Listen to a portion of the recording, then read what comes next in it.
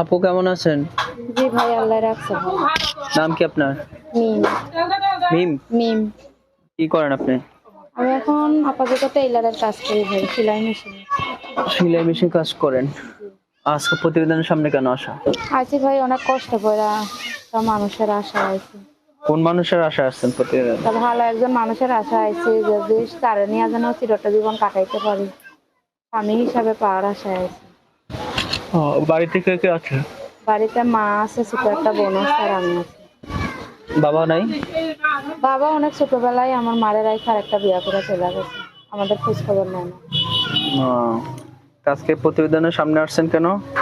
আইসি ভাই, বললাম না, একটা মানুষের আশা যেন চিরজীবন তারা নিয়ে বাঁচতে পারি। আমাদের মাথার উপরে কোনো ছাতা নাই ভাই, গার্জিয়ান নাই, এর লেগে আইসি একজন মানুষের সাথে যেন চিরজীবন কাটাইতে পারি, একজনের নিয়ে যেন বাঁচতে পারি, এরকম আশা আছে। সেরকম যদি একজন মানুষ পাই, তাহলে স্বামী বানাবো, তার কাছে চিরজীবন থাকবো, তারা নিয়ে সারাটা জীবন কাটাবো।